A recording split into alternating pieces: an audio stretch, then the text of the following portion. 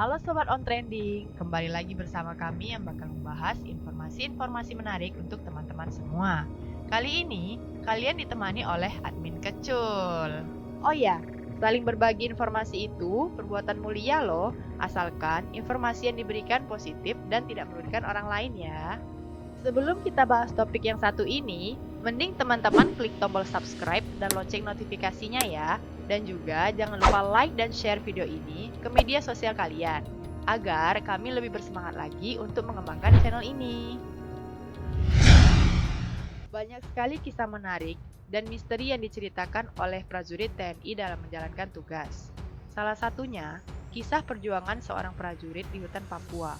Sebagaimana tanah Papua dikenal dengan hutan yang begitu luas. Kisah ini tertulis di dalam buku Kopassus untuk Indonesia, karya Iwan Santosa dan E.A. Natadegara. Terdapat cerita aneh, lucu, seram, dan konyol dari prajurit Kopassus yang ditugaskan di Papua ini. Dalam buku itu, namanya disamarkan dengan nama Pak Selvanus, bukan nama asli ya. Saat ditugaskan ke Papua, Selvanus ditempatkan sebagai komandan pos di Timika yang waktu itu sangat rawan, karena keberadaan Kelly Kwalik dan Tadeus Yogi yang cukup rajin membunuh tentara. Hampir 2 minggu sekali, Selvanus mendengar ada saja anggota TNI yang terbunuh. Sampai suatu hari, turun perintah dari Pangdam untuk menggerebek suatu desa markas OPM yang jaraknya 6 hari jalan kaki dari posko Timika.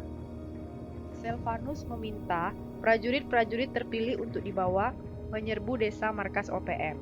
Setelah berangkat, pada hari kelima, mereka bertemu sungai dengan arus yang sangat deras untuk diseberangi. Dari 10 prajurit, satu persatu mulai menyeberangi sungai dan selamat. Saat prajurit ke-6 mau menyeberang, lucunya prajurit ini malah tidak bisa berenang. Kebetulan saya jago berenang, jadi ketika saya lihat prajurit itu masuk ke dalam pusaran air di tikungan sungai, saya juga ikut masuk menyelam.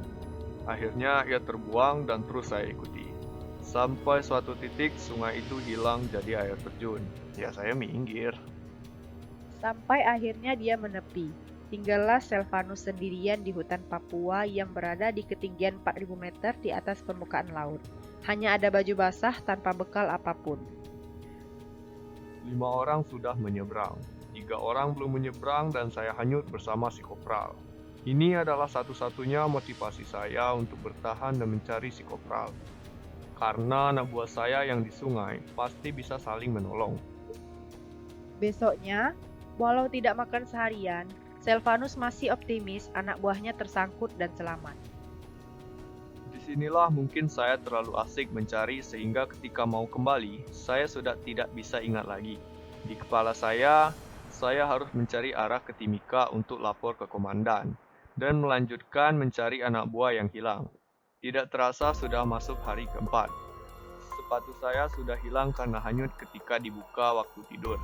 Hari ke-6 saya sudah diambang sadar. Selvanus tidak bisa lagi menceritakan secara detail apa yang terjadi selama menghilang di hutan. Yang diingat, dia berusaha bertahan hanya makan akar tanaman, pucuk pinang, atau daun-daunan yang tidak beracun. Hari ke-6 itu saya sudah melihat alam lain. Saya mulai mengobrol dan komunikasi. Mungkin halusinasi karena saya mendengar suara kampung, suara masjid, suara orang menyanyi-nyanyi di gereja. Di hari ke-6 itu, yang diingat Selvanus hanya ketika waktu bangun tidur jam 12 siang dan ketika bangun tidur.